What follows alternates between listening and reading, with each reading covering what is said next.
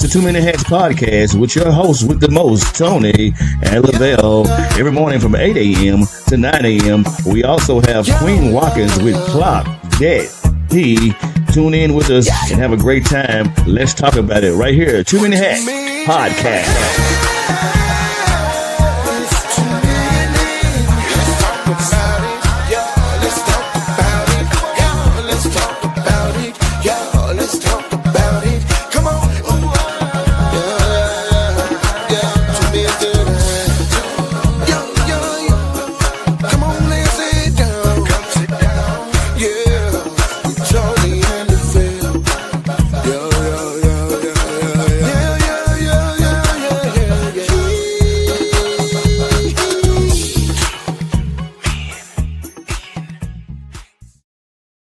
Top of the morning to you, my good people. Happy Tuesday. It is a beautiful day in the neighborhood, man. It's your host with the most, Tony Mays. I guess Lavelle is coming soon.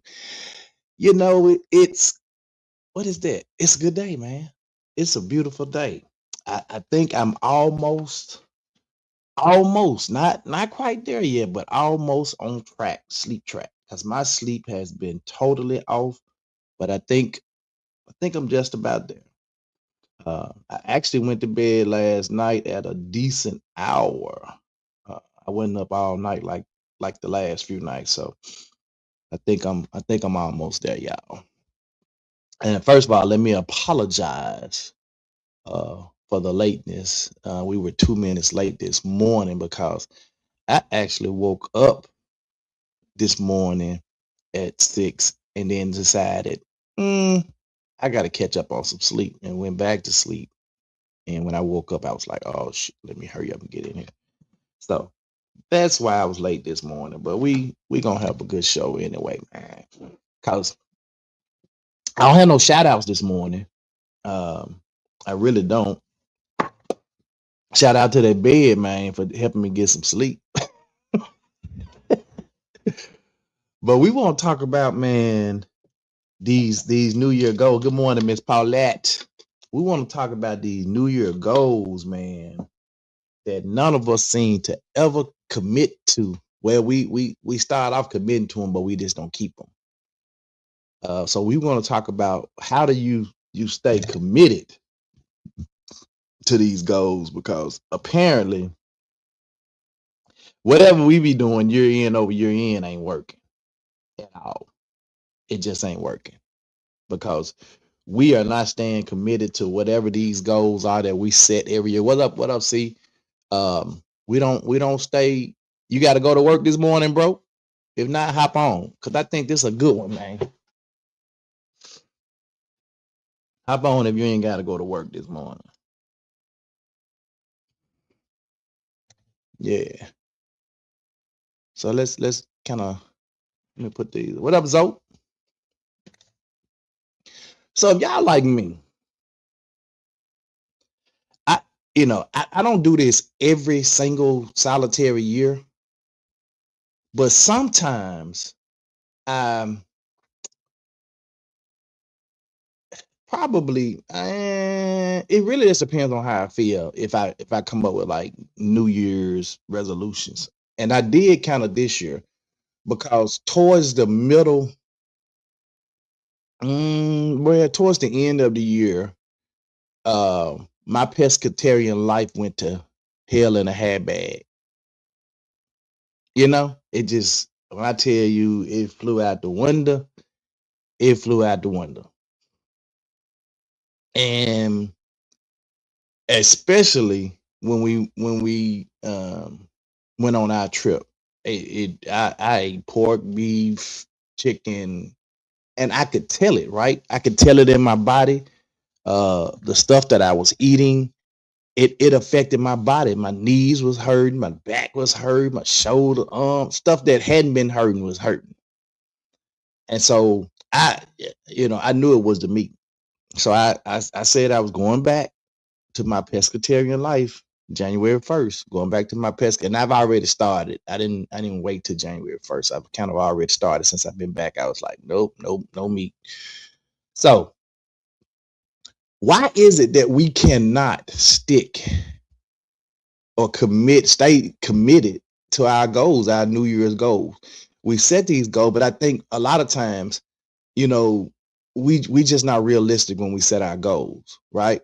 And so we tend to start off maybe really, really good. We hold and true to it, and then it becomes, a month in, 2 months in, 3 months in, it becomes an afterthought. So what I want to do this morning is kind of give us some practical strategies to make goals kind of stick, where we can kind of stick to them, because we just have a tendency to kind of fall off. And I think it's because our goals are just too big for our brains to really comprehend and handle throughout that year. And it's really not that hard to stick to them. Um, because even with me, I did it. I started cold turkey a couple years ago doing this, and man, I ain't had no problem with it.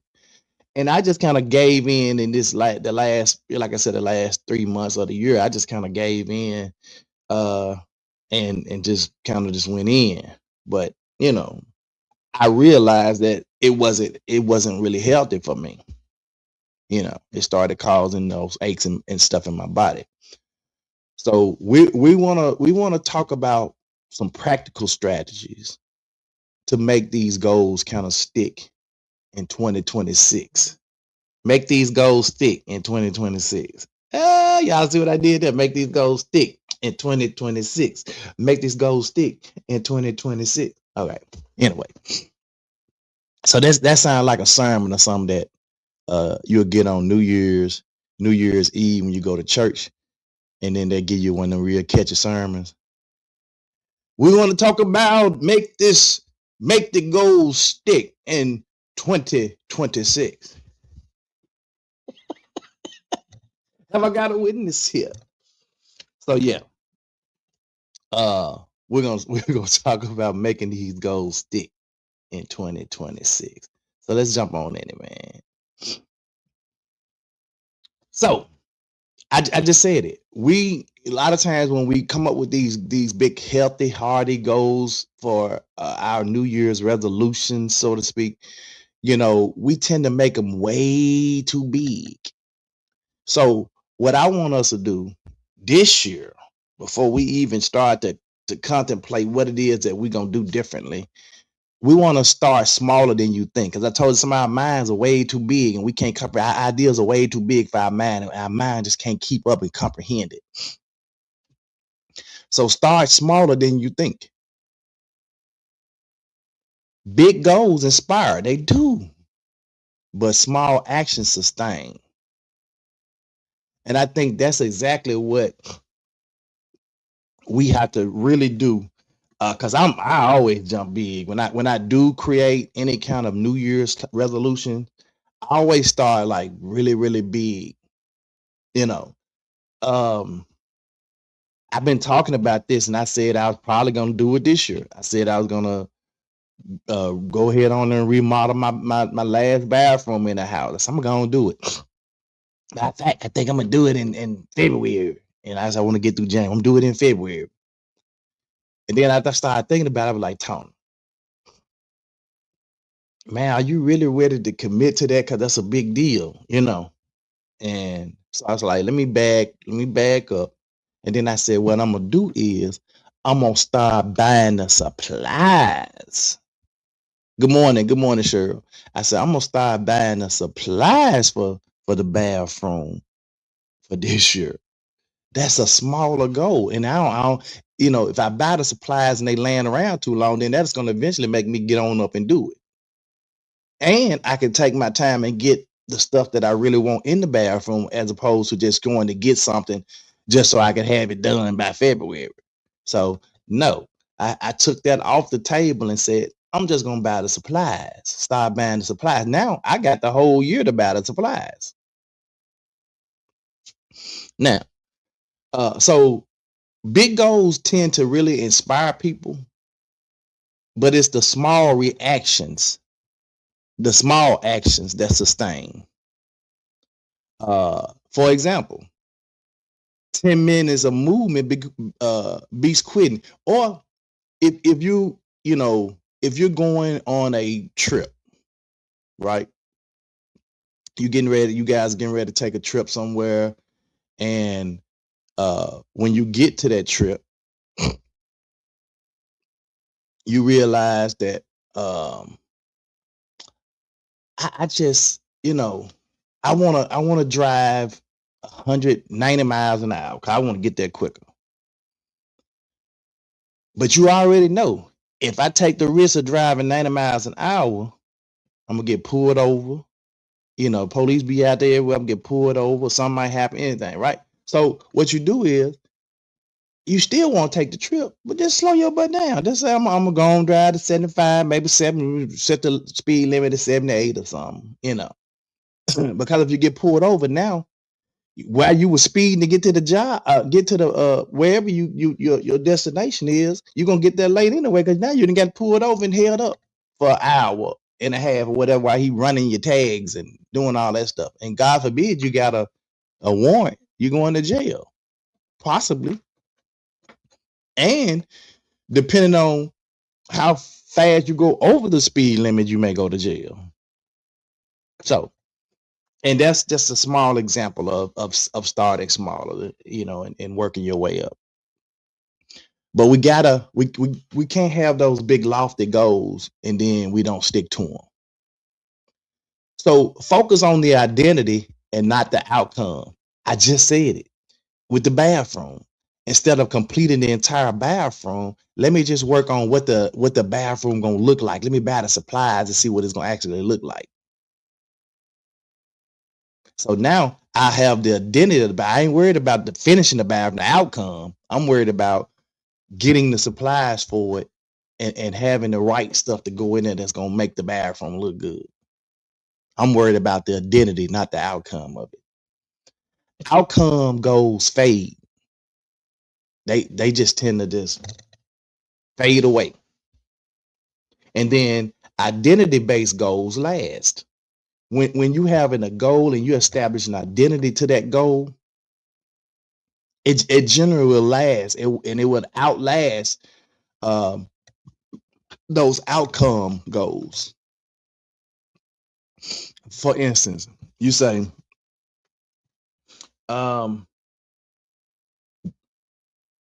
I gotta go. I'm gonna complete my degree this year.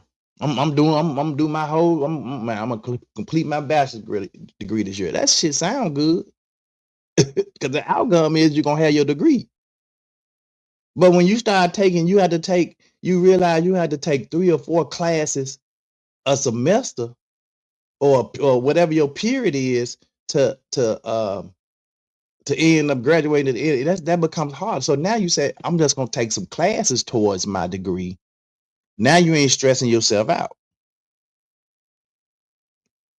It's the identity. Let me take the classes. I know that the class is going to eventually lead to the degree, but let me just take the class. Let me not focus on the actual degree, because I'm going to stress myself out, because I just told everybody I'm graduating in December. I'm going to have my degree. And you stress and trying, and then you don't even get to those goals, because you stress yourself out and end up quitting midstream. So focus on the identity and not the outcome. Become the person who keeps promises. One of the things that I always, me and my wife always said when my kids were young, is that we were gonna always make sure that whatever we told our children, that we were gonna keep that promise, regardless of whatever it was. If we said, hey, we're gonna do this, we made sure we kept it. And there were times when they were younger, when they maybe asked for certain things for Christmas, or we promised them certain things, and we, as a young couple, very young couple, we just didn't have it. But guess what we did? Because we made that promise, we didn't go back on it, and we had to keep that promise. It may have kind of hurt us a little later, but we always managed to work through it.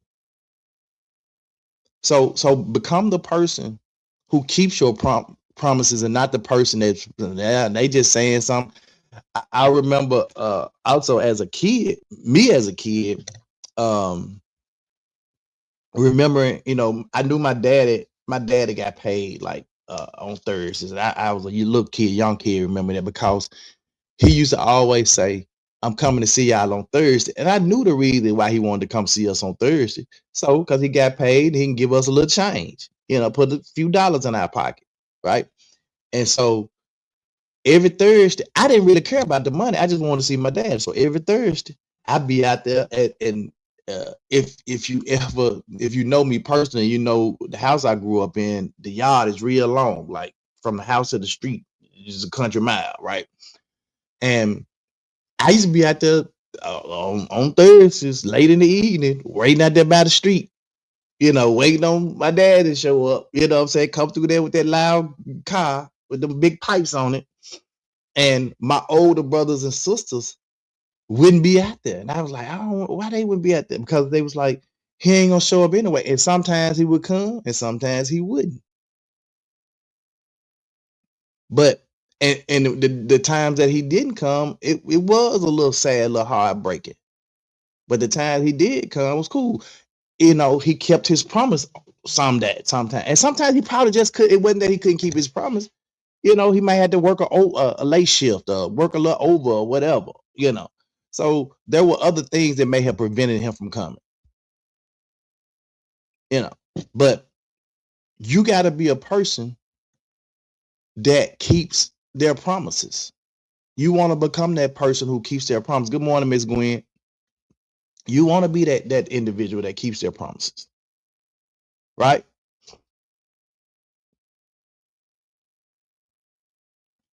You want to fit goals into real life.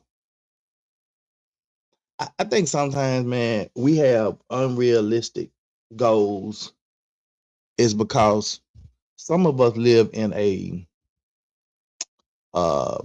fantasy world. Like our world is just not real. We live in some big fantasy box somewhere, and we want to know why some people just look at us crazy sometimes. Like, what is really wrong with you? You talking about this, talking about that? Because that world you talked about, for us and most people, it don't exist. I know I talk about moving abroad and living abroad and how your money go further in other countries and all that stuff. But for some people, now that's a realistic expectation for me. But for a lot of people, that's unrealistic. That's for a lot of people, man, it's simply unrealistic. Hold on, y'all. Give me 1 second. Give me 1 second, y'all.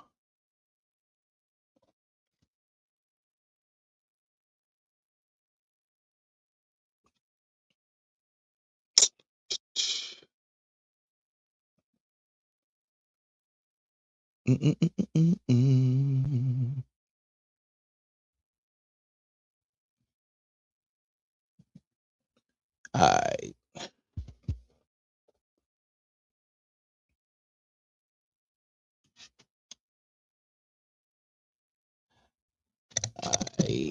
Let me do this too.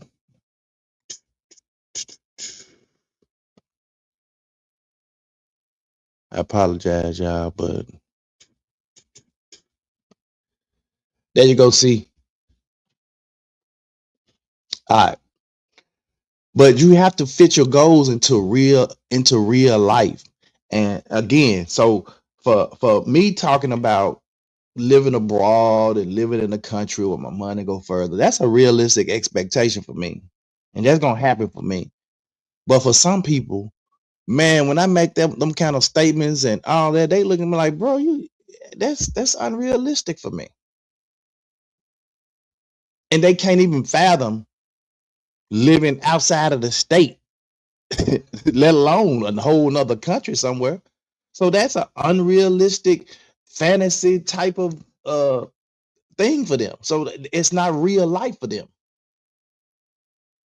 But some of us do the same as it relates to trying to fit some goals into these fantasy worlds that we live in. You have to design habits around your routine. And I'm talking about good habits, y'all, not the bad ones. Not the bad habits, but the good habits. Some of us have developed some really, really bad habits, man, over our however long you've been living. I've been here 56 years, and I had developed some bad habits as well. And I still have a few bad habits that I need to kick. But we have to design habits around our routine. I'm a creature of habit and most like if my routine is getting up, going to the bathroom, washing my face, brushing my teeth, going down there, letting the dogs out, fixing their food, giving them fresh water, making sure they straight down there, sweeping, cleaning up, coming back, freshen up, doing if I have a routine like that and I deviate from the routine, I'll mess up. My day is messed up. I ain't gonna lie to you. If I'm rushing and I forget a step or don't do a step, my day is thrown off because I'm a creature of habit. And I do everything routinely. And so for me, designing habits around my routine is not not really that hard to do for me. But for some people, it may be very difficult, So design habits around your routine. Stack habits with existing behaviors. Stack your habits with the existing behavior.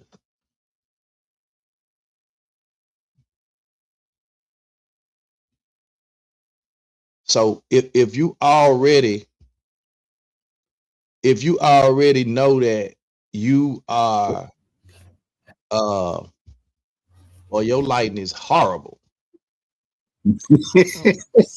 Well, okay, you still like a little black dot on the wall.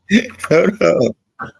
Man, hold on, bro. Hold on. But when you stack habits with the existing behaviors, it gives you a chance to kind of start fitting some of those goals that you come on into the real life. I'm gonna move. Yeah, you can start to put some of those goals into real life.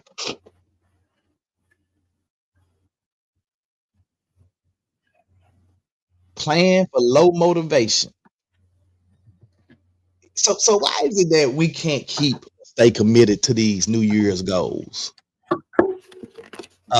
Outside of setting goals way too huge, too big,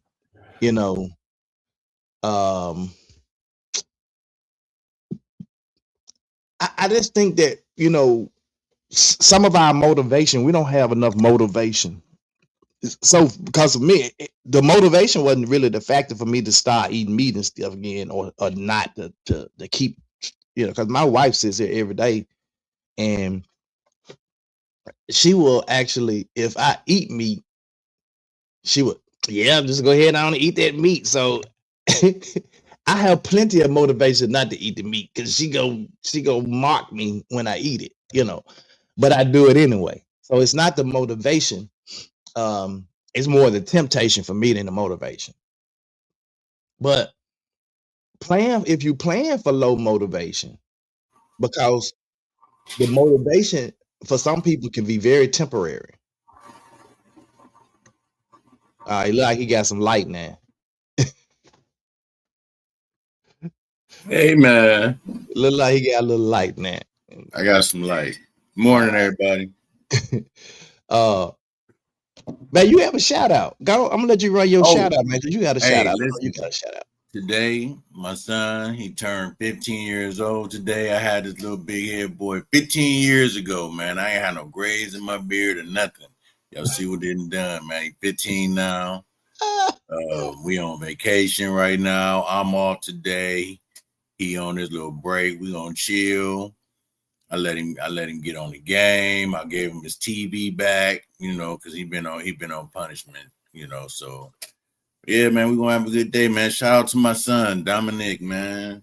Teresa Mir Clay Tour, 15 years old today, man. Good deal. Shout out, nephew. So motivation is temporary because you can either have somebody around you motivate or you can self-motivate. But whatever, when you think about motivation and you're trying to plan for staying committed to whatever goals you have, that motivation can run out. It's temporary.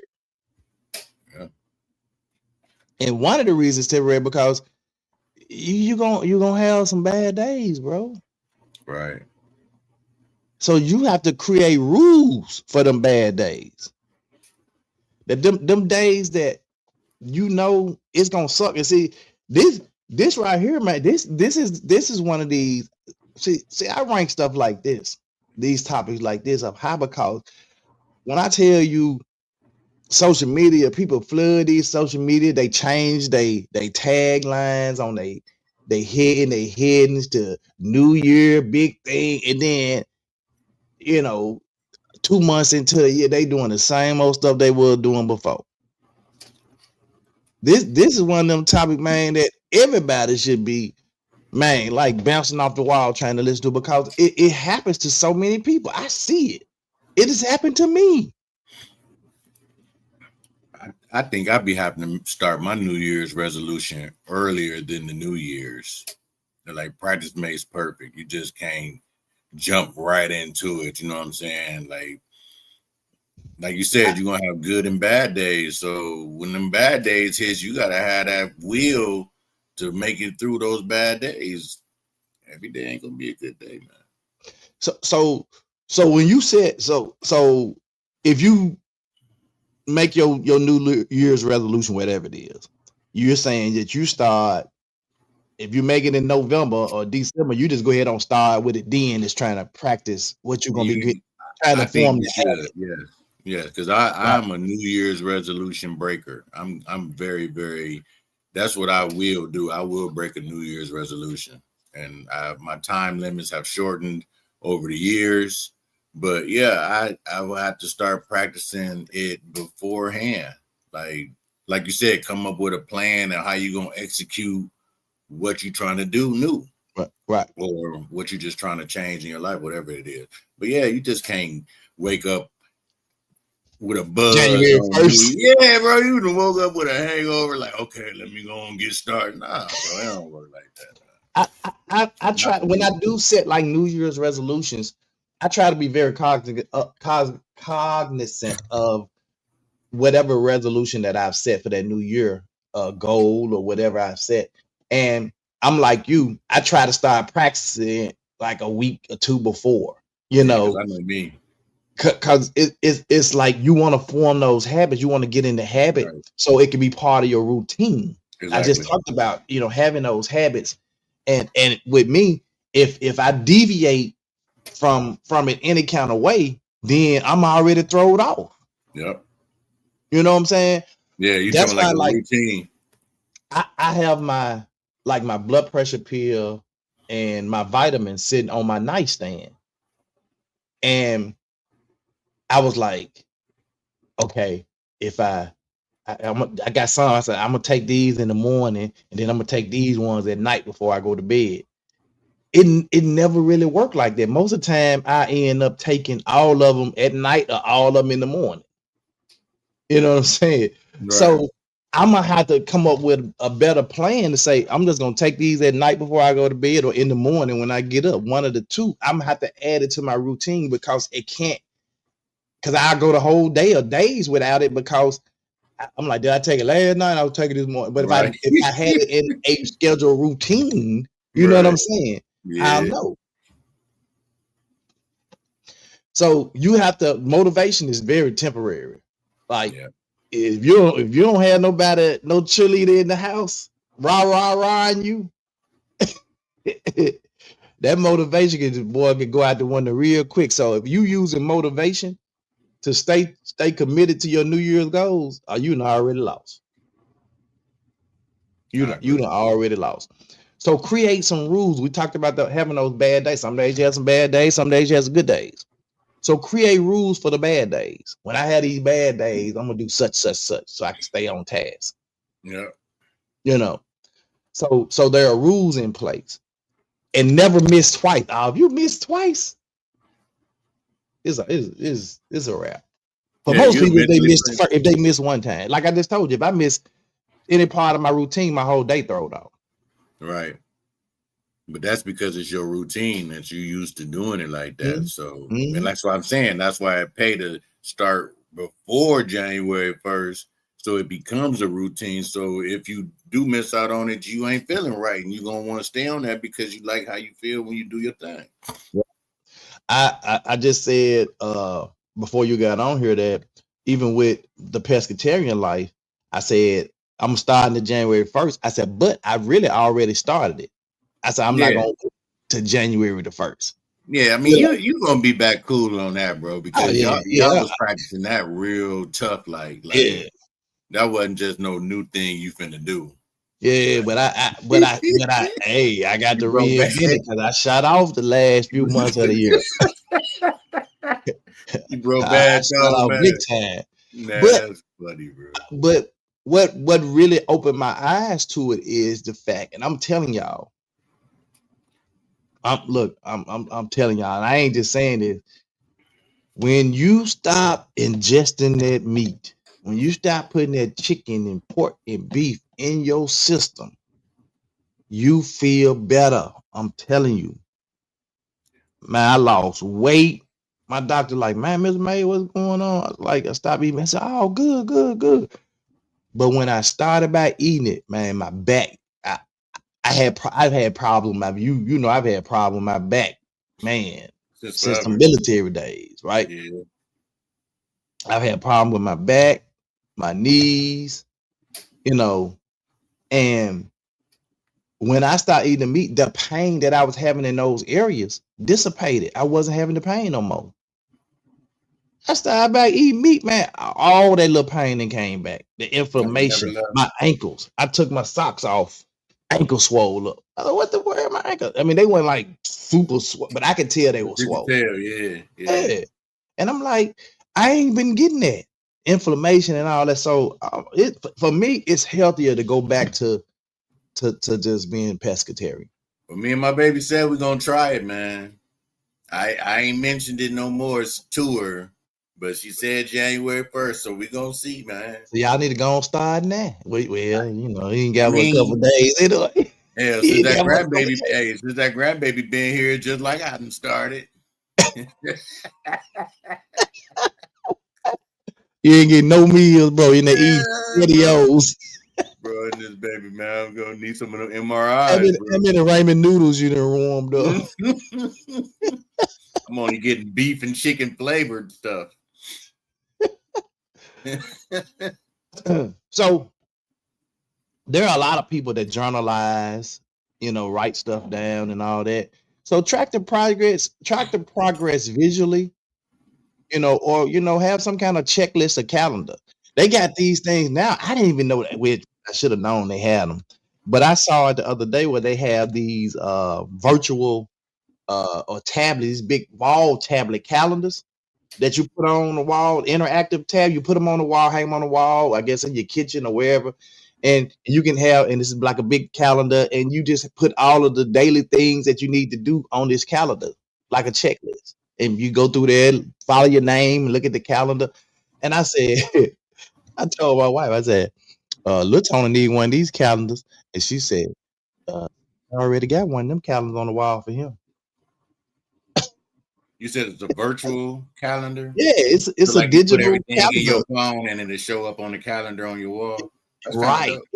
It's like a big calendar. You can either just put it on put it on the calendar on the wall, all this, and it can track the progress of stuff.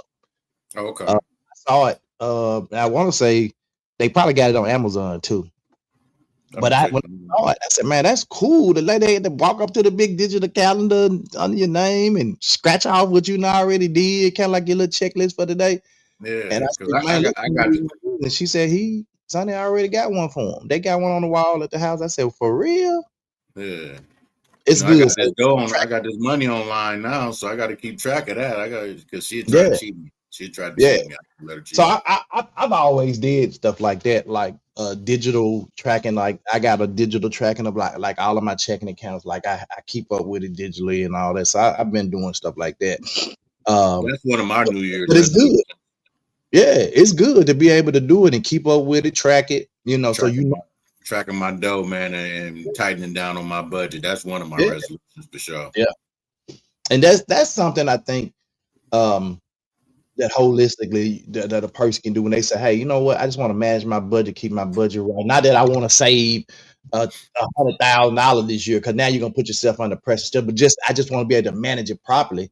Then as you manage it properly, I think that's more of an identity type of goal than just saying I want to save. You know, when you put these big lofty goals, I'm gonna save 100,000 this year, and now you under all this stress and pressure trying to save 100,000. When you just say, I just want to be able to manage it. I just want to be able to see how it go, where it's going, how I manage my budget.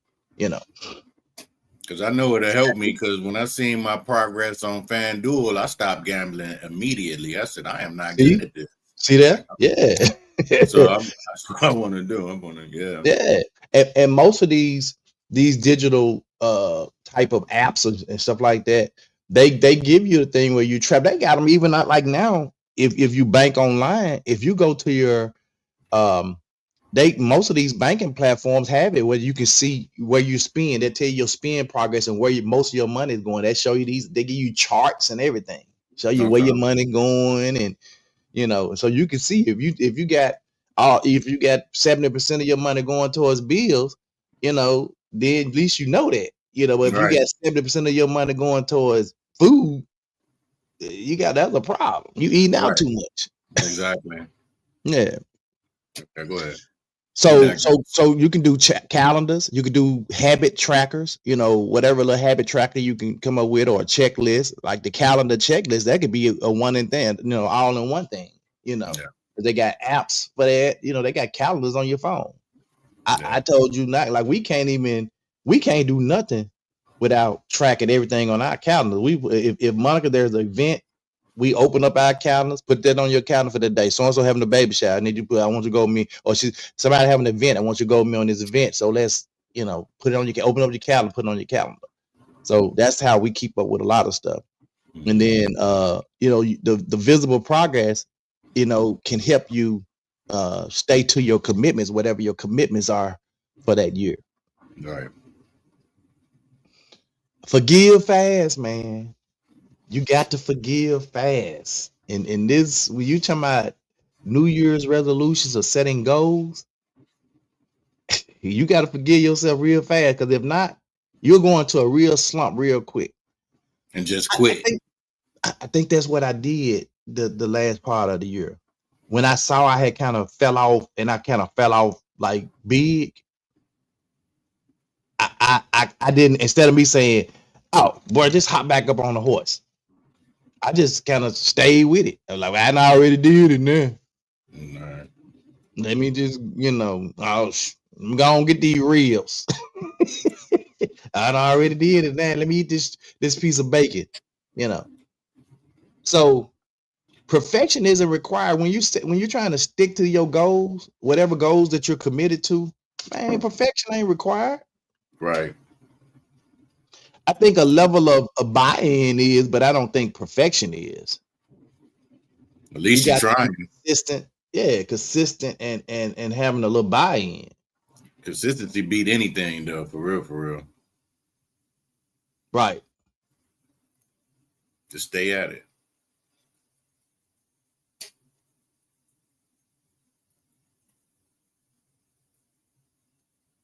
Give me 1 second. Hey, this is the first time I rock my little camouflage boy right here. This is the first time I put this junk on, bro. I like that little camo junk. Hey, you get you some rest, man? Is it coming back yet? It last night I went to sleep about 11. So that was a lot better. than what I have been doing. Well, it might have been a little after 11. It might have been closer to 12. Okay. But that's better for me. Because bro, we was going, but we both went to bed during the day yesterday. Because when we talked to y'all, it was like, oh, where y'all watching the game? We had just really got up. Probably like an hour before that, we had just got up, you know. And Yeah, so it wasn't a whole lot of it wasn't a whole lot of we so thrown off. Like I was literally at 4:30. Now it was 3 something. I was yawning and like my eyelids were so heavy. And so I was up trying to do stuff. I didn't went and clean my closet out. I got 3 bags of clothes that I'm finna take and give to like the homeless shelter. I just had so much stuff that I was doing. I was just trying to do stuff to stay awake. You're right. Because in reality, I ain't quite there yet. Yeah, you don't get it though. Y'all ain't been back. Yeah, y'all ain't been back long as y'all been gone. So Miss Gwen said, which I think this is really, really important too, Miss Gwen. Miss Gwen said it's important to give ourselves grace as well. We can be our own worst critic with negative talk and thought. And that was me, Miss Gwen. Like, oh shoot, I did not forgive myself or I wasn't forgiving myself for, kind of falling off the pescatarian diet. I just kind of gave into it after I did it one and didn't. I already fell out. So I didn't really forgive myself or give myself any grace. I just became my own worst critic instead of my wife saying something. I just did it. Because I knew she was gonna say something anyway. I said a lot. Yeah. So perfection isn't required. You got to forgive fast, man. And then, so when you fall off, go ahead on and restart it immediately. And so if I had to just reset right then, if I had to just reset and said, oh, well, you fell off, but let me go ahead on and have a quick reset and start back. But I didn't. What I did was forget it. I already kind of fell off. So let me keep falling off. We fall deeper. And as a result of it, I started experiencing the pain and stuff that I was feeling before. Consistency beats guilt.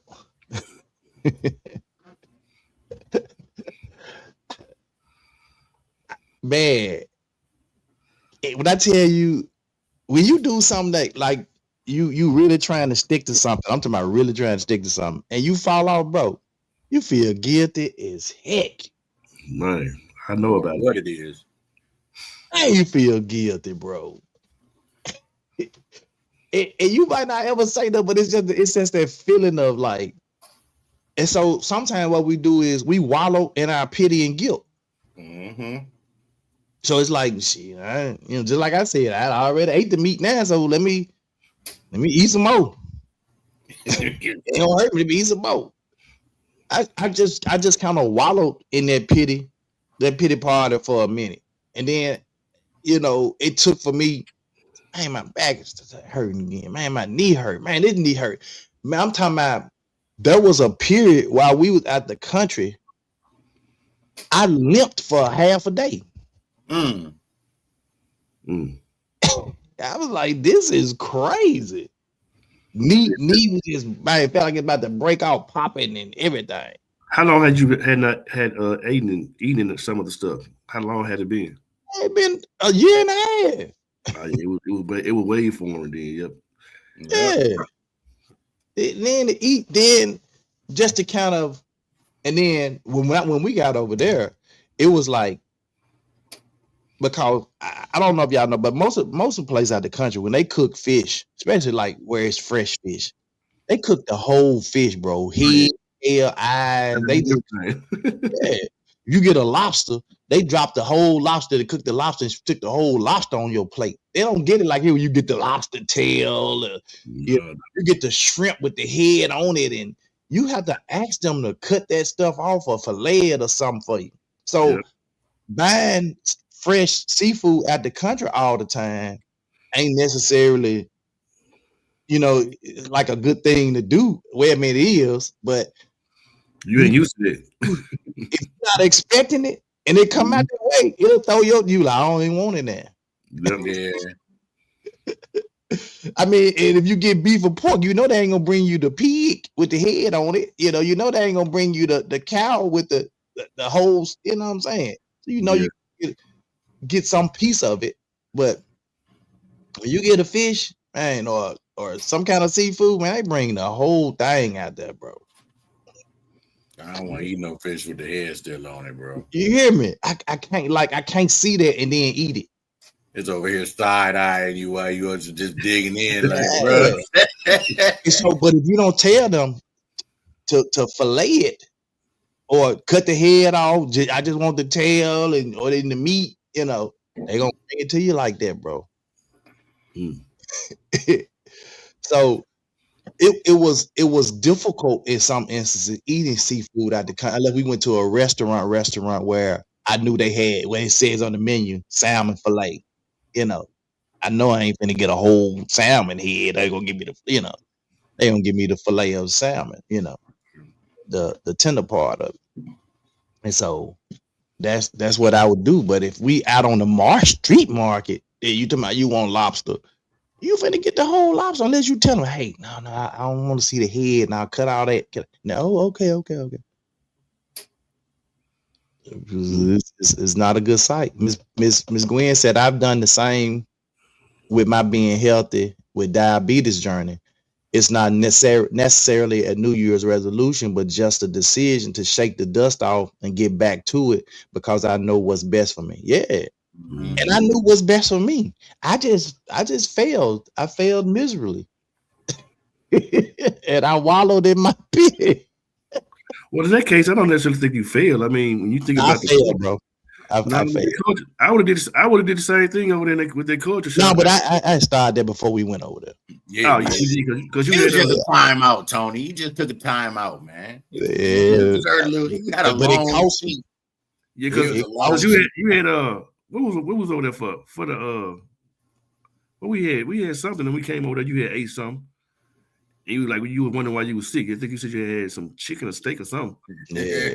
Now I ain't I ain't really ate steak and I ain't ate steak at all. You ate something, but you said, man, I don't know why it hurt so bad. And I actually said, you had a burger. Yeah, it probably was a burger. Yeah. That's when we was down there, man. It don't make it no easier when he's trying to show us a good time, and you know what I'm saying? Yeah, that was for the 10 giveaway. The 10 dry, yeah. We had that. That was my first time eating a burger. Hey, that baby was fire though. I ain't even gonna. It was good, but it cost me. So you have to really forgive yourself real fast and realize that perfection isn't required when you're trying to stay committed to your goals. Restart immediately if you fall off, and then realize that consistency beats guilt. Don't try to do the guilt trip on yourself. Just say, you know what, let me just be more consistent in what I'm trying to do to achieve my goal. And I think if you do that, you can stick to whatever goals you committed to. Reconnect with your why. And my why was I wanted to be healthy. So I had to reconnect really quick with my why. When I started getting all this pain, I was like, I'm getting back to what I know is best for me. Why does this goal even matter? Ask yourself this question. Why does the goal even matter? Me setting this particular New Year's resolution, why does it matter? Clarence, you mentioned that you and Cheryl are starting in January the 1st with a pescatarian diet, for a few months to check, before your wedding and stuff. And because you guys have a goal. You know what I'm saying? No, really, she gotta go, bro. I ain't really trying to lose the dad bod, so I'm gonna be cheating. Like I'm just gonna be going different places and eating stuff. Nah, that ain't. No, see, you can't have that mindset. This is not for me. This is not for me, Tony. I got other resolutions and things that I could try to. Bro, I'm good, bro. I love my tummy. Yeah, but you can't if she's saying I got this, I want to look good for our wedding, I want to look really good for our wedding. You can't sit there and do that for her. Tell her, look, I went and got me a burger on my way home. I ain't gonna tell her. I said I'm a sneak. She on her now, so you too late. No, she at work. We good. She spoke this morning. Yeah, that's why she was getting ready for work. So you gotta ask yourself, man, why does this goal matter, bro? You got a wedding coming up. Who benefits if you stay consistent? Ask yourself, if I stay committed to this goal and try to reconnect with my why, who benefits if I stay consistent? Me, I'm gonna benefit. My family gonna benefit. I get to be around here longer. Yeah. And I can say for me, when I first got off the red meat, it was hard because, like, the first couple of weeks, that's all they was eating: steak, burger, this. I was like, dog. Oh, you don't eat red meat either, Bill? I'll get back on it. That's dope. Okay. But I mean, I don't eat as much as like we used to, but because they try to watch theirs as well. Because even Don and Phil, they were like, it'd be good, but I don't want to eat too much of it. Yeah.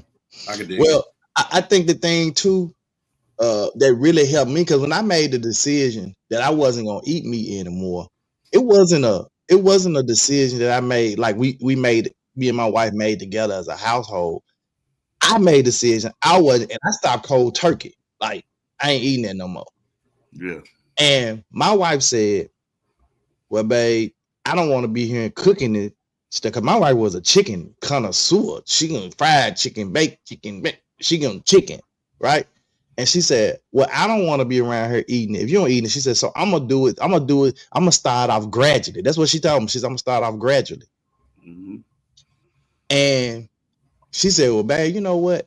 We just need to go out. I'm just going to get rid of all the meat in the house. I ain't say nothing. This all the stuff she said, I'm just going to get rid of all the meat. So she packed up all the meat out the freezer and she took it to my mama and gave it to my kid, stuff like that. And she got the meat out the house. And then we started looking for substitutes, right? The impossible meats and stuff like that. We started looking for substitutes. And when she committed and went all in, bro. Like, it was, man. That's why I said I never had a reason to digress or to fall back, other than temptation. Cause it wasn't like she was sitting here encouraging me to eat this meat. I'm eating it. You better eat it. Yeah, she just to help me and end up helping herself. Cause look at what it did for her in her journey. Yeah. But I know that made your journey a lot easier. Most definitely. Yeah, it made it a lot easier because, again, like I said, she said, you know what? I don't want to have it in the house if you're not gonna eat it. Let me just get rid of it, and I don't eat it either because I could because she loves seafood too, so she could eat the shrimp and the fish and and she eat more seafood than I eat, more different kind of varieties. So it was easier for her. Right. And she didn't miss the chicken as much as she thought she would. Yeah. My sister and her husband was totally vegan for a long time, but their doctor told them they're gonna have to get some kind of turkey or seafood in or something. So they've been eating mainly ground turkey, like fish and stuff. Well, that's what Monica has. Her doctor said the same thing. Just told her that she has to eat some type of protein. So she's decided to eat ground turkey when she eat it. What we've been doing. Yeah. She will eat a little turkey, but she still you had to make her eat that. Like I'm not really a turkey person. I don't really care for turkey. So I'll just stick to the fish or eat meat.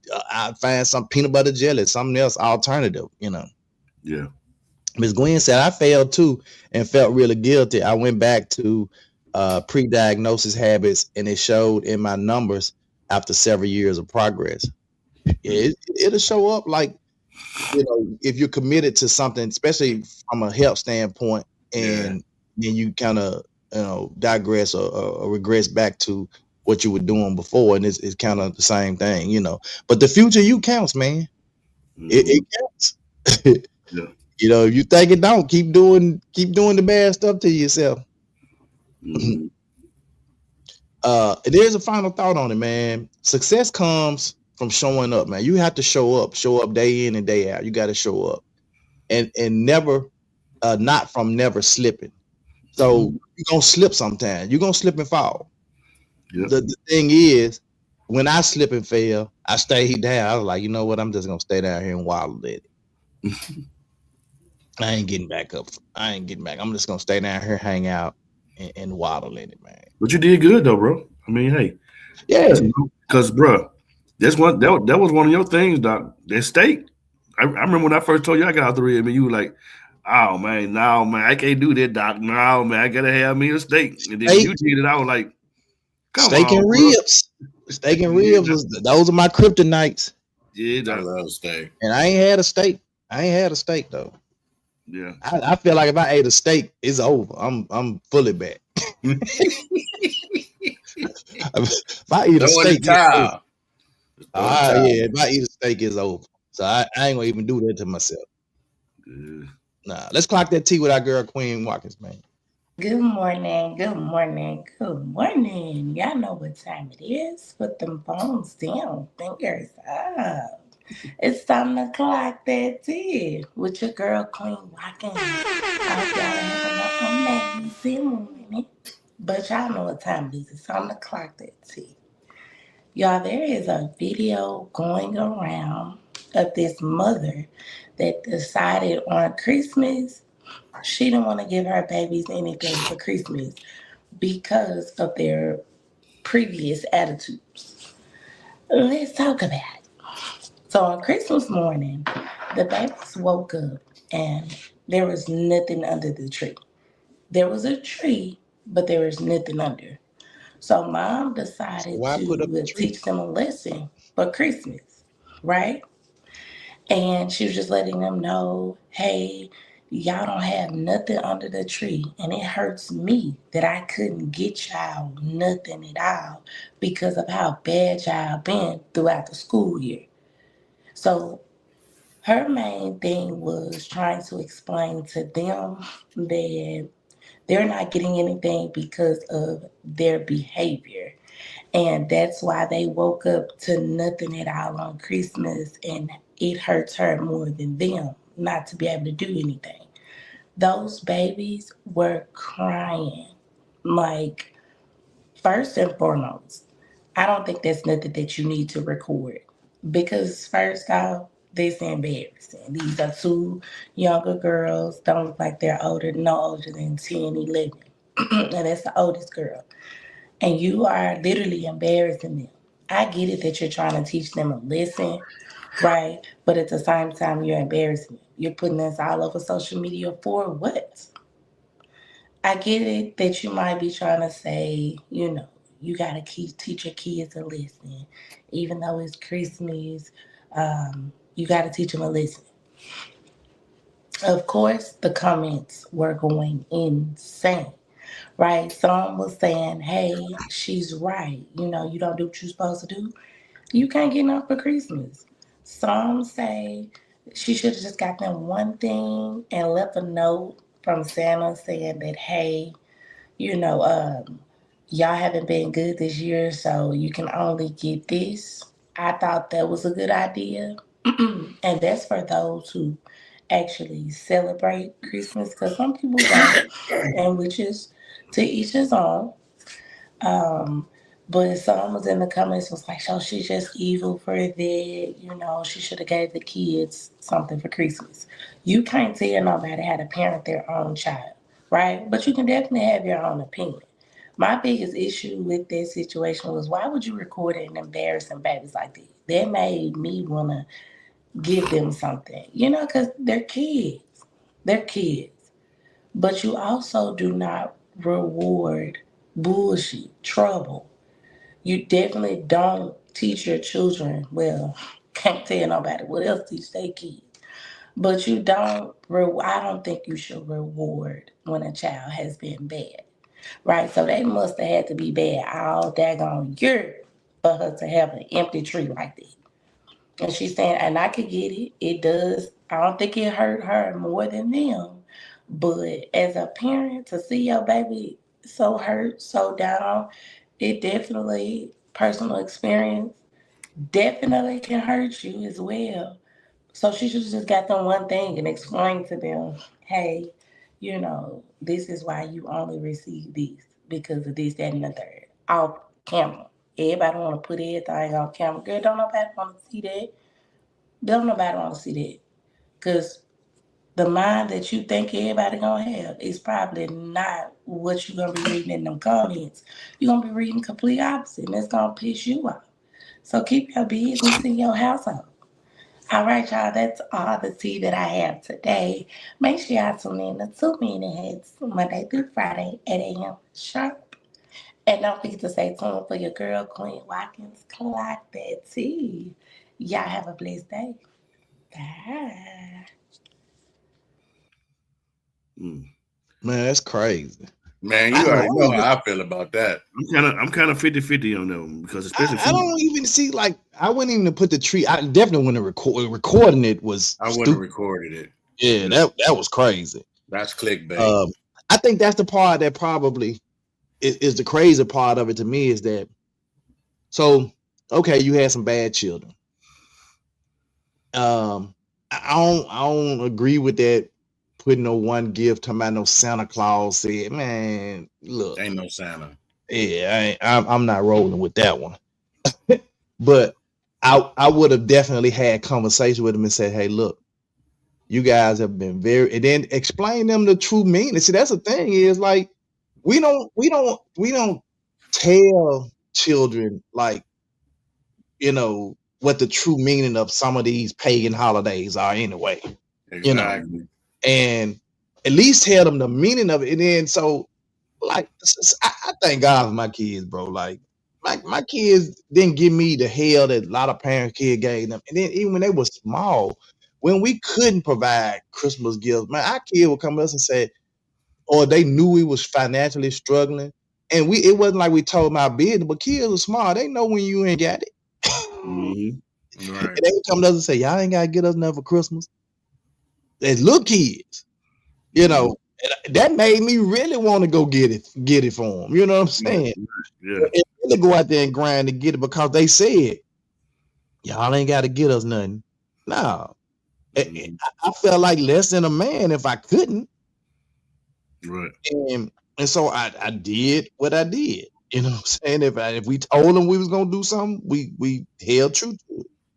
Well, I'm just assuming this young lady was a single mother. And it being that you on the disciplinarian in the house, you got to do something. And but that should be year round, Lavelle. Huh? That should be year round. What's that? Being a disciplinarian and having conversation with them about their attitudes year round. Yeah. Yeah. Yeah, I mean, but I'm just saying you had got enough, and she was like, I'm already working hard, and and busting my tail, hey, y'all been wanting all these nice gifts, and y'all ain't been doing what it is to get rewarded those nice gifts. Man, my son knew after his third suspension it was a wrap, and he's so goofy because Christmas and his birthday is days apart. I said, dude, it's a wrap, bro. You've been cutting up way too much. I'm not finna, like she said, I'm not finna reward you for your BS that you've been, nah, bro. It's a wrap, pal. Mm-hmm. You know what he got for Christmas? Some of the stuff that I took from him.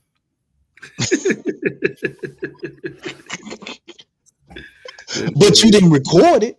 You didn't record it. No. See, that's the part that sometimes get me.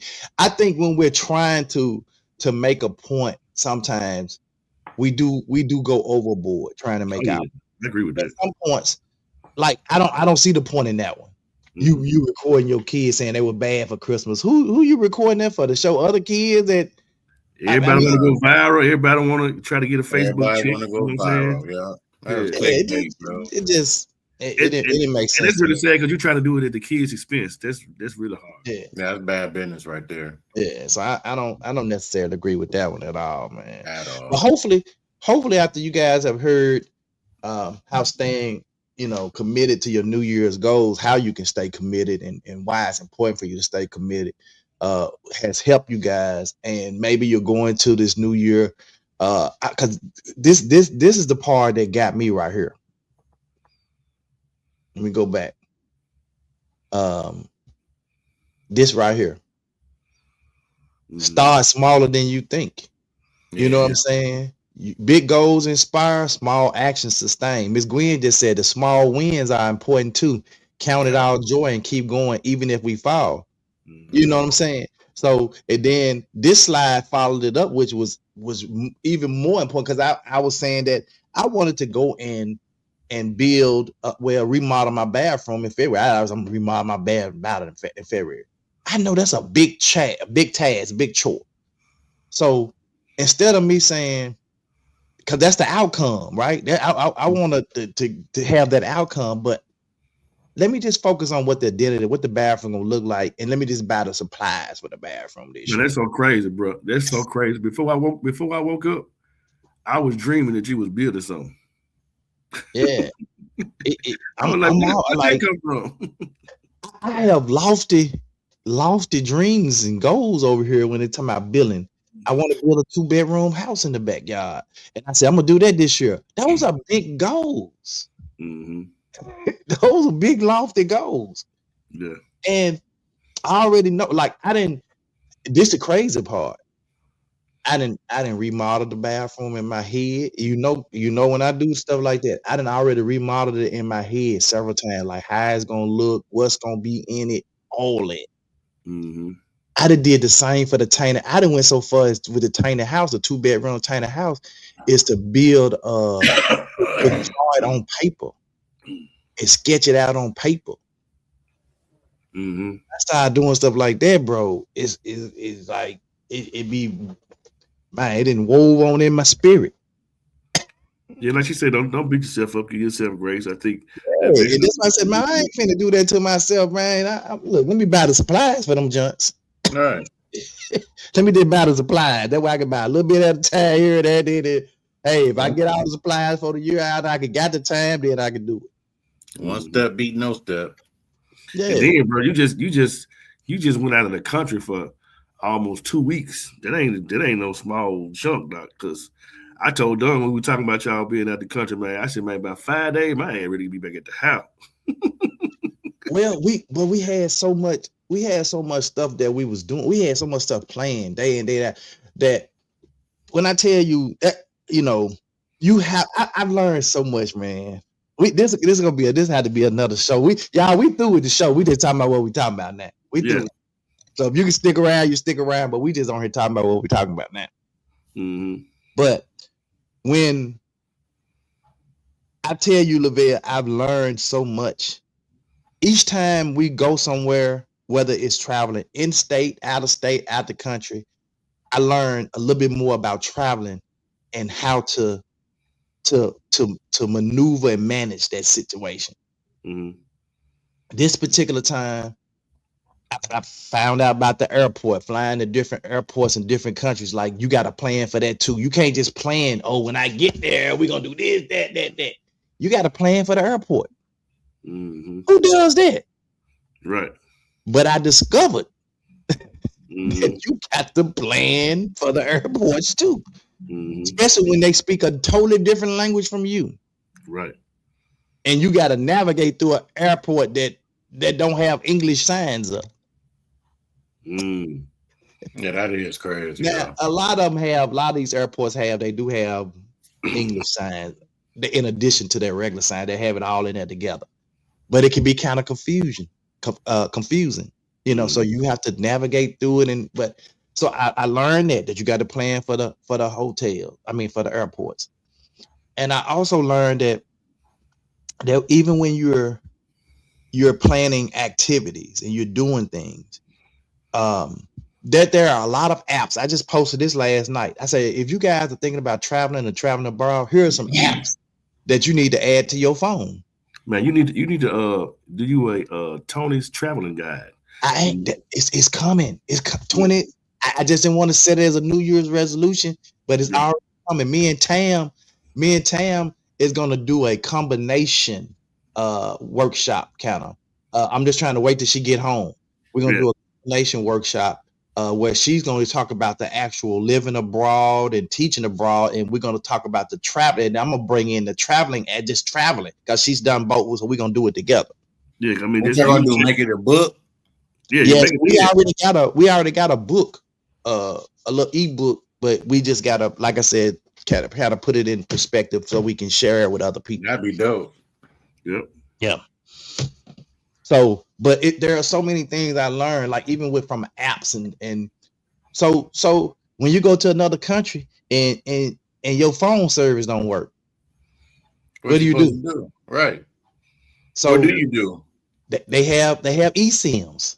You can download an eSIM for like 5 days or 10 days for that particular country and have data where you got data where you can still go on your, go through your maybe like when we was on the cruise.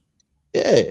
Okay. They had like they had a little plan like that, little Wi-Fi plan on the cruise ship where you can get it, but the eSIMs are a lot cheaper. Most of the time, the eSIMs be like $15 for 10 days for whatever country you're going to, or you can go to eSIM.com or Simify, and Simify actually got an app as well, But what you got to make sure is that so this is something else. eSIMs only work if your phone is not locked, and certain carriers lock your phone. When you go out the country? Or when you go out the country. Before you go out the country, your phone is just locked. Oh, wow.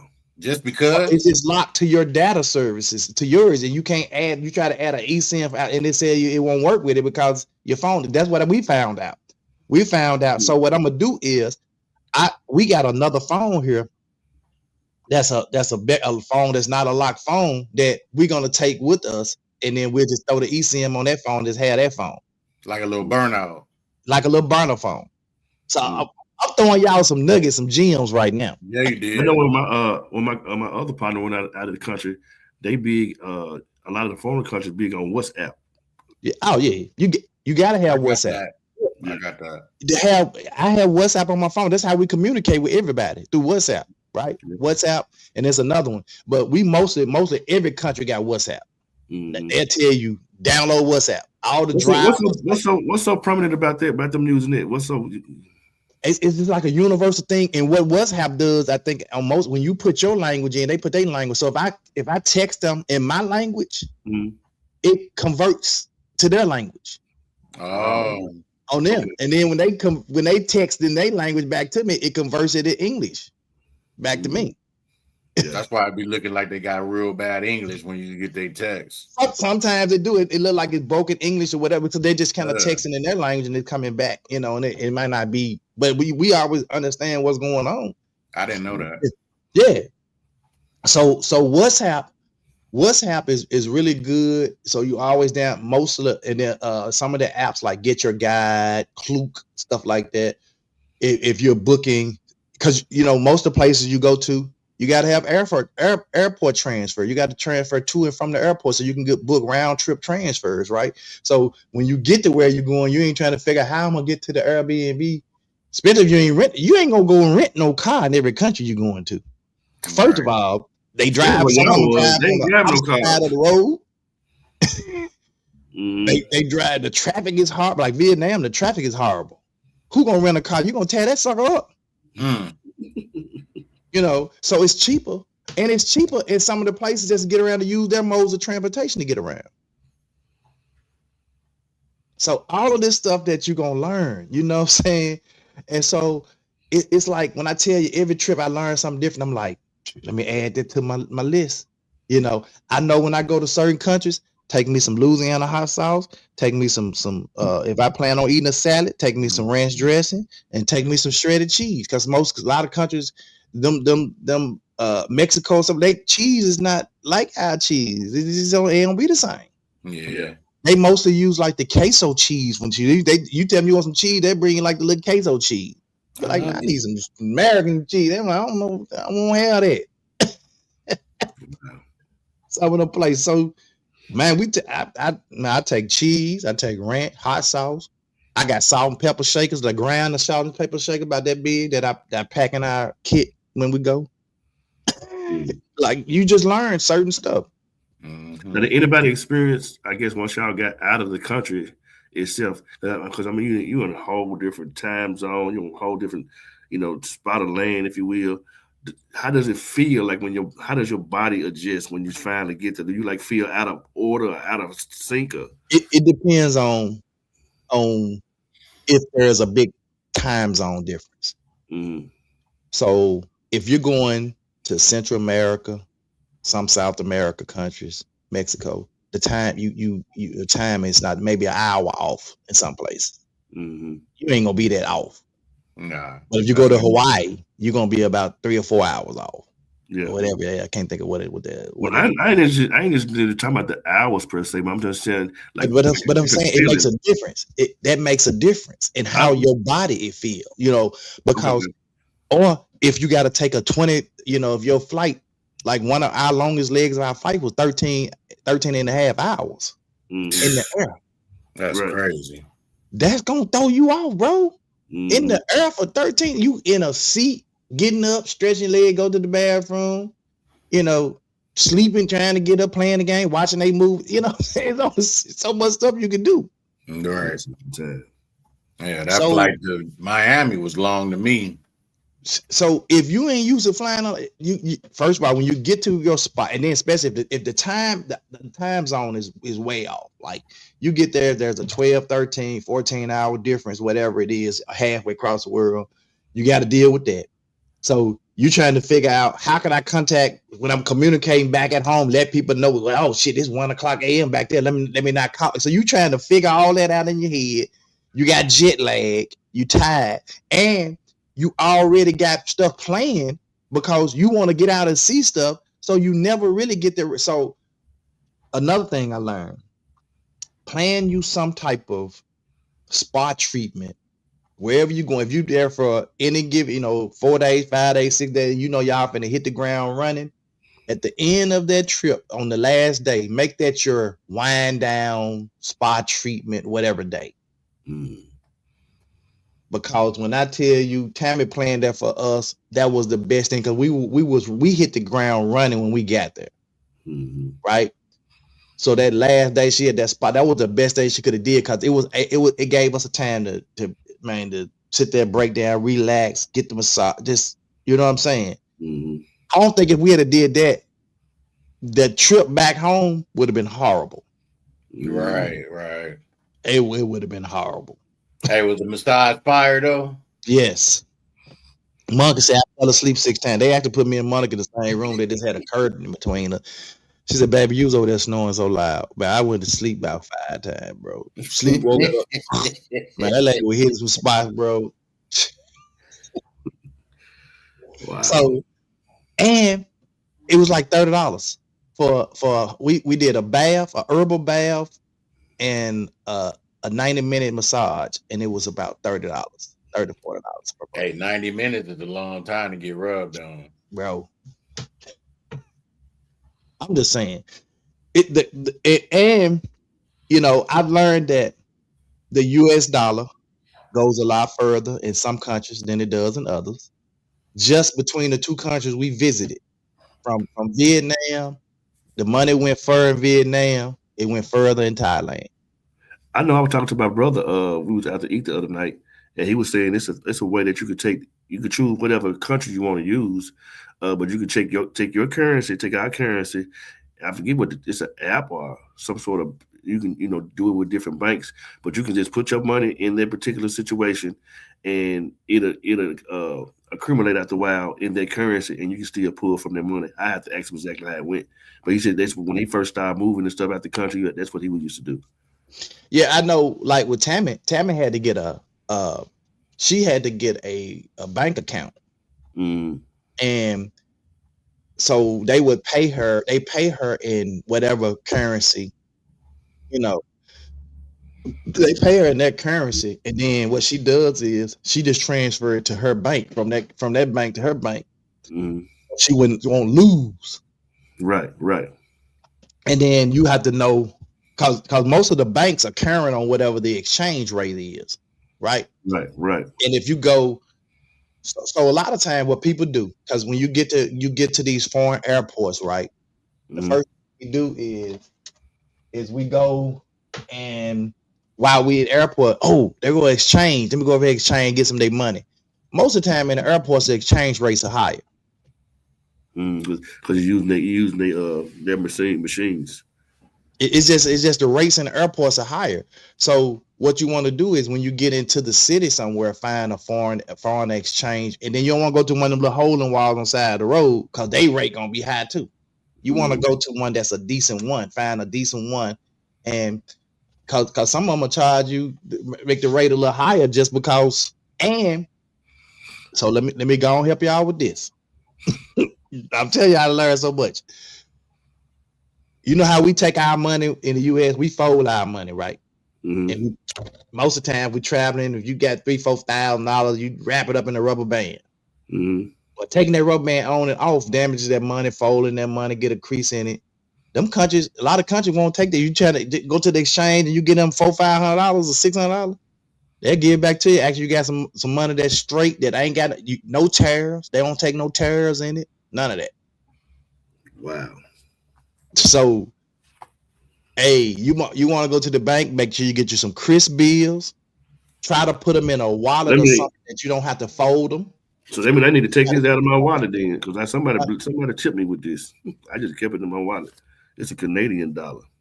Yeah, I bring home currency from everywhere I go. I bring home currency from. Hey, you got to keep your money in the bank envelope like old grandmothers do. For real, for real, literally. And in most of the exchange places, like in the airport, if you exchange the airport, they'll give you an envelope to put in because they already know when they give you the money. They give you their currency. Now, what we did is when we first got to Vietnam, we was talking about getting, because we didn't do it at the airport. And I was like, we got to get some money. So she said, I know a guy, he'll come to you. His rate, he try to keep pretty much with the bank rates. Now he came to the house and exchanged the money for it. I took a picture of it. Wow. That made me feel like I was rich. Oh, this is 17 million. So I'm like, man, I got 17 million, man. I'm rich. That was about $500-$600 a day money in US.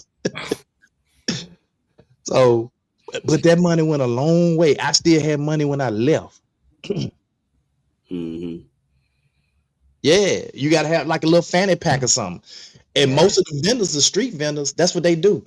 If you look, all of them have, none of them never had their money. They ain't gonna never pull their money out of their whatever, fold it up. Most of the time, it's gonna be in something laying flat, a fanny pack or something, fat pack. That's right. Them folk, man, the exchange people don't play about getting no tour money. And I guess it's hard for them to convert it or whatever, and they'll give it back to you. And I can't take that. The money I gave to, and they prefer you get them big bills instead of all the little bills, the 20s and 10s. They don't want that. Mm-hmm. Now, as far as like the customs and the laws, when y'all went over there, as far as certain things you could or couldn't do, did they have a lot of those things? I know, like over in Dubai, when my partner went over there. It's different in Dubai, but in Asia, not really. Like we didn't experience like a lot of that. Well, don't do that. You can't do that.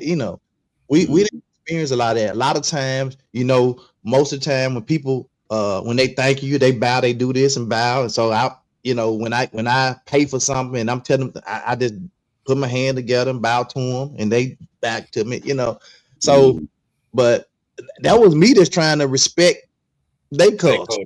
Yeah, you know what I'm saying? That was me just trying to respect what they was doing and what they had going on. And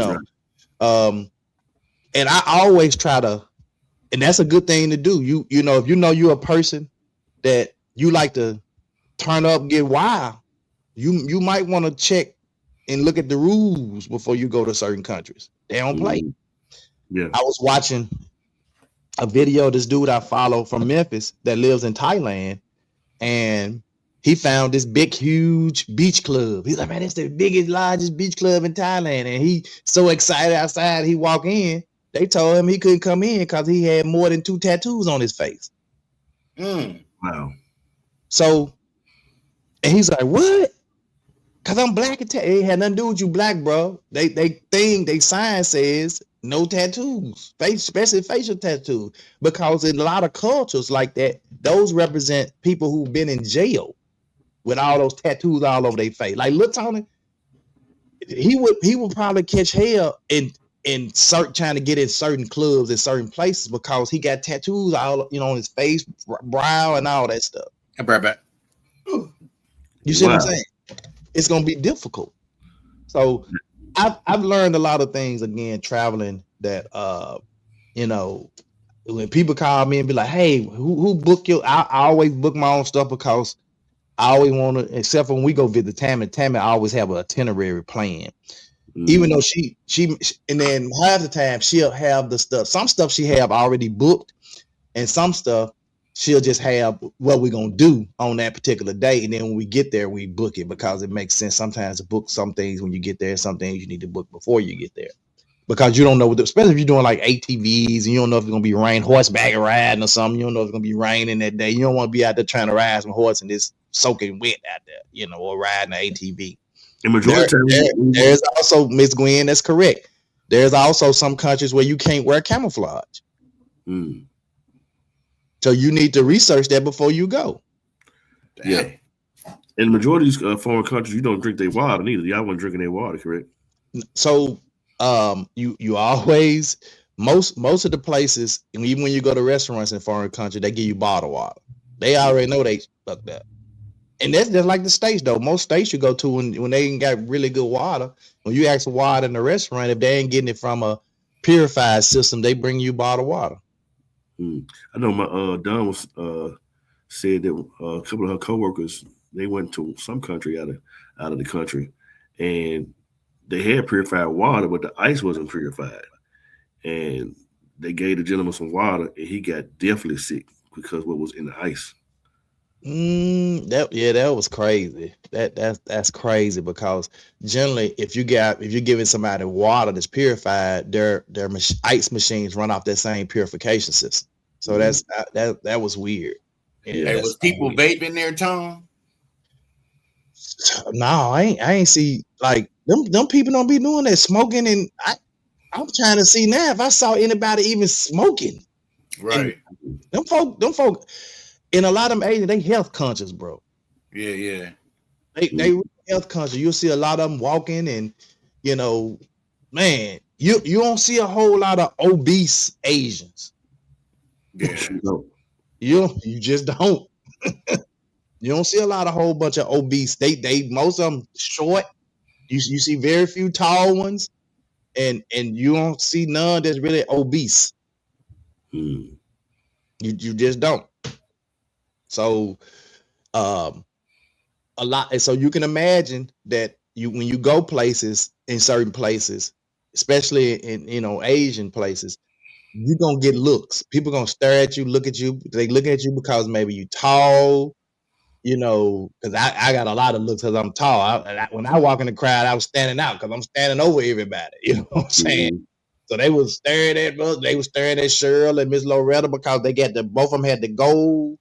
I mean, the gray hair, the gray braids, and they one lady walked up to Miss P. We were somewhere, she touching her hair like, what is that? So, they'll stare at you. I learned Sawadee Khop before we went to Thailand. I already knew that. So when you meet people, you say Sawadee Khop. Sawadee Khop, and then when Sawadee Khop, the means it's Sawadee Khop, and then is y'all had to tell Mark and say this Xin Chao. Xin Chao. Xin Chao. Monica was saying everything. We like Monica. No, don't mess with the word. She said hello to everybody. Yeah, she said Xin Chao. She like the people be trying to tell you thank you. She Xin Chao. They were like Monica. Them folks telling you thank you, not hello. Yeah, man. It's cool, y'all, to try to learn at least words, basic words when you go to a country. Yeah. They respect it. I'm telling you. They respect it when you at least try to learn some of the words. and it's I'm telling you, it's so much stuff, man. Like I just every trip I learn more and more and more, and it helps us on our trip. Like we're going to Panama after Clarence done wedding. We're going to Panama. The week after they leave, we're going to Panama, and I'm already like trying to brush up on my Spanish. Make sure my Spanish is good, you know, because I want to make sure that I can communicate with the locals a little bit, you know. So out of all the places that you've traveled, I don't know how we got here. Out of all the places you've traveled thus far, out of the country mainly, with just all the out of country opportunities, what would you say was your best place your favorite place that you've traveled so far? You said Africa is at the top. Oh yeah, I when y'all were just, man, I was just excited for y'all when y'all took them pictures with them lions. I was like, man, that's so dope. Phuket, Thailand is a close second. Okay. Thailand is a close, real close second. Real close. Vietnam. If it wasn't for the traffic and the pollution, like culture-wise, off the chain. But I would say Vietnam and Hawaii is like that. Okay.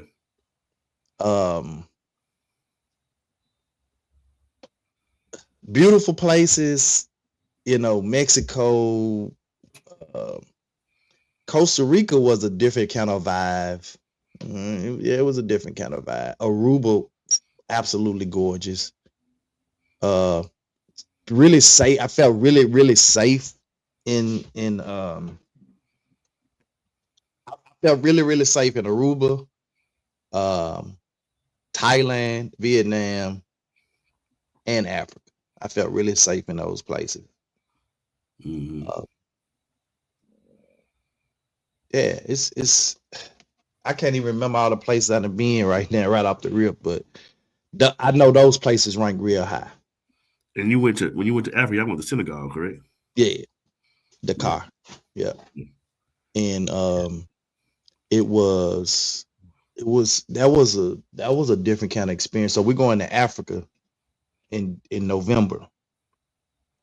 We're going to Ghana, and Kumasi, and so I'm looking for that to be another really, really great experience. Everybody I've seen, I've heard, you know, I watch some, you know, podcasts, something like that. When they go to Ghana, they say they have an amazing time. Yeah, Ghana is that's at the top of my list of places I want to live, but it's just because it's so far away, and with my mom and dad being older, that one's tough for me right now. So right now we're really kind of leaning towards maybe like Panama, Colombia, or Belize, something like that. Yeah, something that's only 5-6 hour flight. Wow, I did not know that. Ms. Gwen said, Googled it. Camouflage is banned in many countries, especially Caribbean nations like Jamaica, Barbados, Trinidad, Tobago, St. Lucia, Grenada, Antigua, Ghana, Nigeria, Uganda, Zimbabwe. Yeah, because they associate camouflage with military agents, so you can't wear camouflage. So it's only for the soldiers. You're right. They're right. Yeah. And that it don't matter what color camouflage, just camouflage. Period. So if you got a camouflage hat, and no. So when I go places like that, and I always make sure before I go to see if I can wear camouflage or not. And if I can't, I don't even take my camouflage. Yeah, ain't no need for you to. Right. But I had I want to say, did I take a camouflage hat this past year? I did take a camouflage, and I had it on. I think I wore it one day, a camouflage hat that I took when we was in over in what you call it. So, wow. Yeah. So it's a lot of information, man. But you learn more and more as you travel, and it makes your travel easier. when you do research, when you have certain apps, because I'm telling you, the worst thing in the world is to get to a country and know you need a certain app to really navigate and move around, and you don't even have the data to even download, to go to the Play Store or the Apple Store to download it. Right. And you can't get on nobody Wi-Fi, and it's. So I'm gonna tell y'all, this is the best thing in the world right here. Y'all gonna thank me for this one for sure. There's a app called IP Vanish. Mm-hmm. It's like a what you call it, when you work from home and you have to have but anyway, IP Vanish, it basically gets you on a if you trying to, just say if you out the country, right? So when I'm out the country and you can't watch YouTube TV, Hulu, because that stuff is not in other countries like that, right? Okay. Right. And then if you in their country, what they playing on they basic TVs? They news, they TV programmers in their language. Mm-hmm. So in order to watch like YouTube TV, stuff like that, you got to have an app like this IP Vanish. What happens is you connect to it basically hides your IP address and shows that you're not, because I can connect with my IP Vanish. Well, it's really Tamis. I'm on Tamis, but I can connect with the IP Vanish connected to Dallas, Texas. Mm-hmm. And so even though I'm in Vietnam, it'll seem like I'm still in the US, and I can watch those US apps. Oh, okay. I can put them on the TVs, and that's how you got to see football games, huh? Yeah, so that's how I was. Yeah, but I'm seeing it in y'all's time and not my time. So in order to watch the games, I had to be up at 7:00 in the morning. Right. You see what I'm saying? To watch it 7:00 p.m. the next day. You know what I'm saying? Football, right? Right. So you're watching Monday Night Football on Tuesday. Yeah, exactly. Tuesday morning, I'm watching Monday Night Football. Right. Right. So it's so these are things that are helping. And that's a good app to have. It's called IP Vanish. And you might have to pay for it. Like I said, I'm on Tamis, so but it was really good. So when I got over there and I was trying to log in, like certain banking apps and stuff, I was trying to log in and it wouldn't let me. Then I click on the IP Vanish app on my phone to connect to Dallas or whatever part of the US. Then it'll let me log into that app. So it's good to have. I'm just throwing some stuff out there and telling y'all that these are some things that's really, really good to have for you, especially apps. I put a whole list of apps out there. Yep, I put 3, 6, 9, 12, 13, 15, 18, 21. I put about 30 apps out there. And these are all from hotel apps to travel apps to airlines, Air France, American Airlines, Delta, Southwest, Korean Airlines, Bangkok. That's when I need to download Bangkok Airlines, Vietnam Airlines, Singapore Airlines.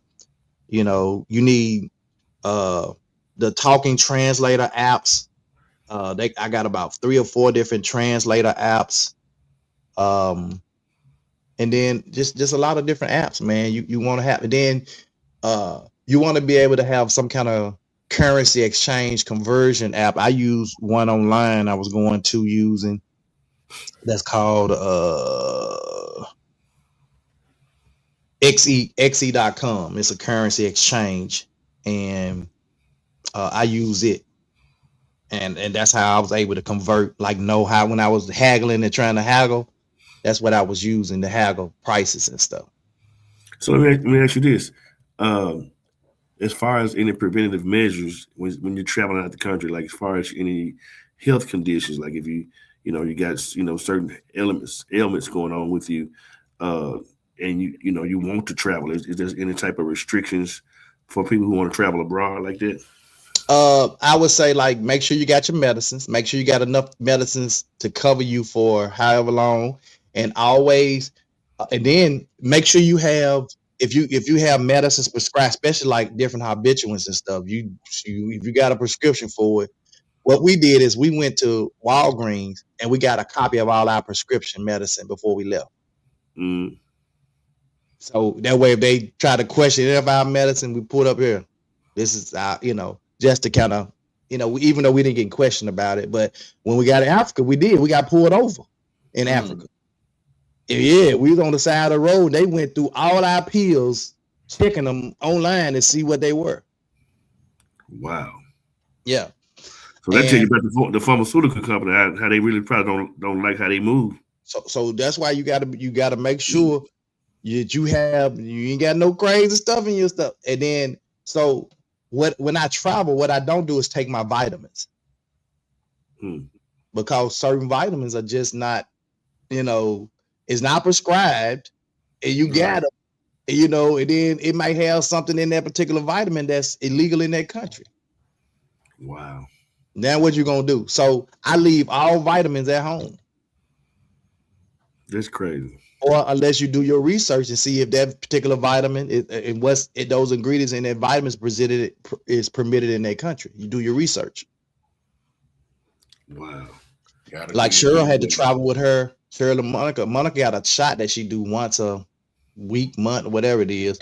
And it has to be cold. So Monica bought this little cold capsule thing that she put in the freezer, had the cold or whatever, and then she put the thing in it. So it took all the way there. And then Cheryl had her diabetic medicine and needles and stuff. So every time we're going through the checkpoints, they looking. And then she, diabetic. Oh, okay.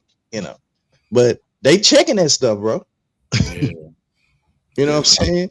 So you want to make sure you have enough medicines to cover you for the period and also have you a little extra just in case. So what if you get stuck there? Mm-hmm. Right. If your plane is delayed in a country, you ain't got medicine. Mm-hmm. So you want to make sure that you have medicines. Keep your medicines in your carry-on. You want to have access to your medicines. You don't want your medicines or machines. If you got a machine or something, you don't want that stuff in your checked luggage. You ain't gonna see it no more till you get to your destination. Right. So have it in your carry-ons. Mm-hmm. It's a lot, man. Boy. It is. Yeah, that book gonna be fire, bro. Go on, get that book together, man. Yeah. You got to make sure you have all of these things, man. And that was a good question. I'm glad you asked me, Lavelle, because you do need to make sure that you got your medicines enough to cover you for the time that you're gonna be going in, and just throw a couple of weeks in there just in case, because it's gonna be hard for you to get med unless you're in Mexico somewhere. You probably can walk in any pharmacy and then they give you whatever. Cancun had everything, bro. They probably ain't gonna ask you for no prescription. In the corner store, they had everything. Crazy. But if you're in other countries, man, you ain't. Getting that stuff. You can get some of that stuff, but you probably have to go see a doctor there.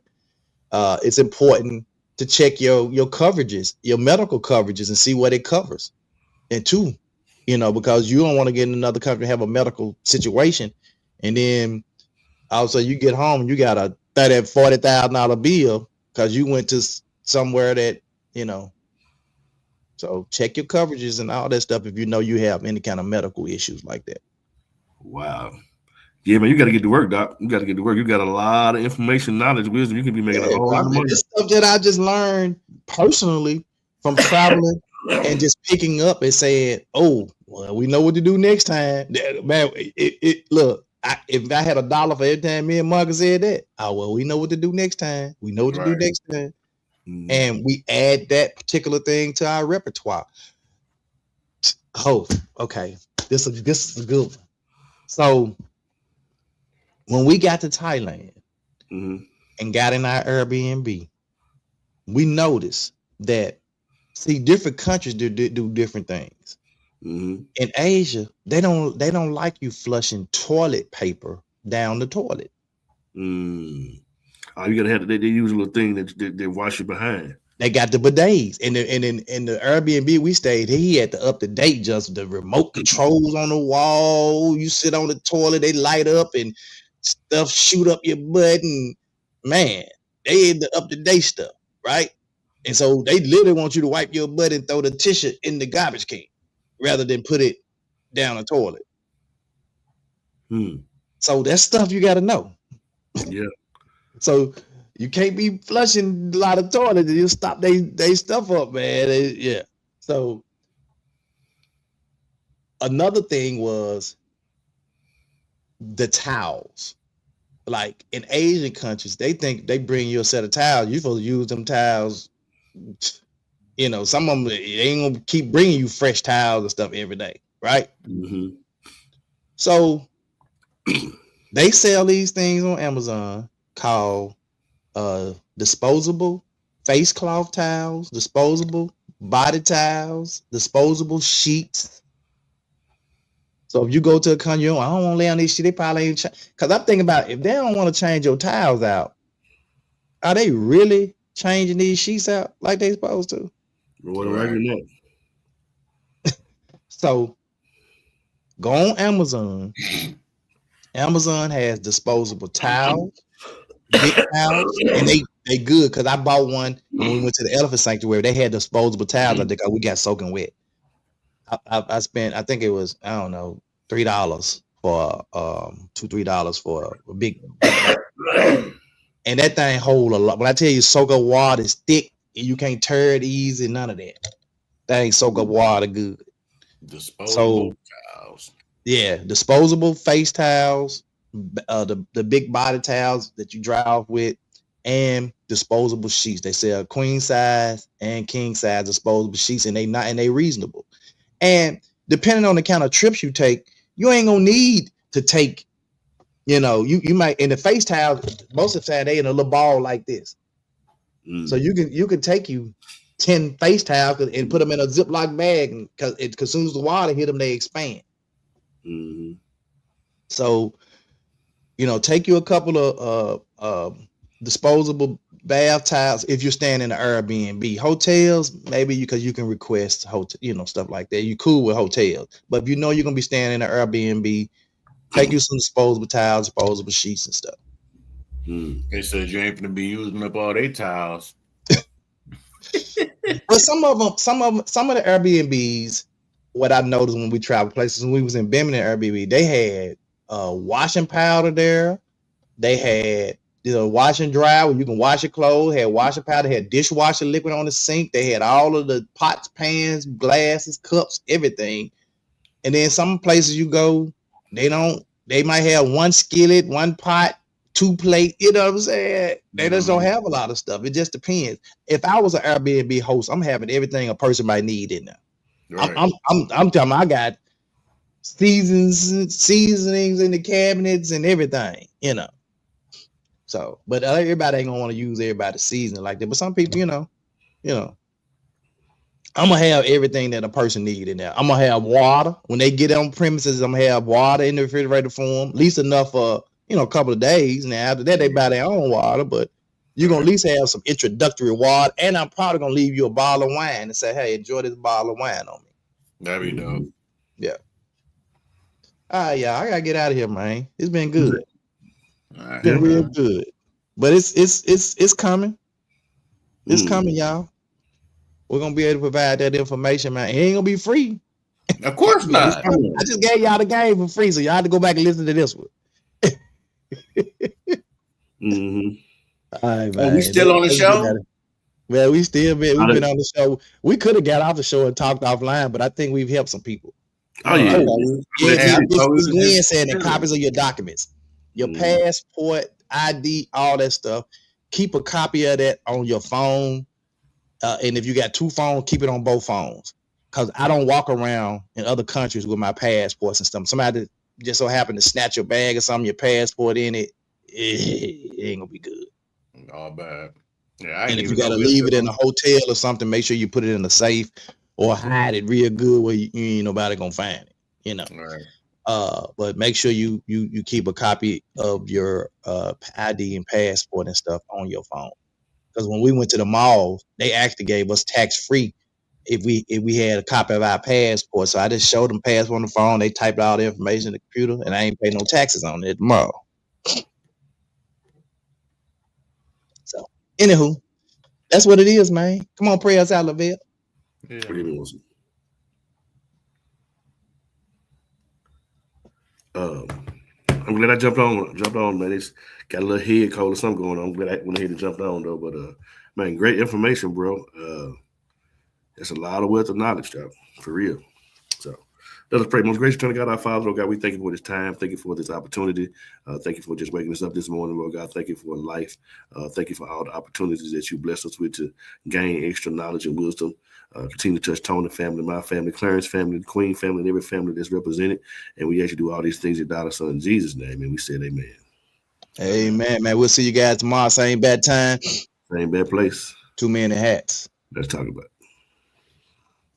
The 2 Minute Hats podcast with your hosts with the most, Tony and Lavelle, every morning from 8 a.m. to 9 a.m. We also have Queen Watkins with Clock That He.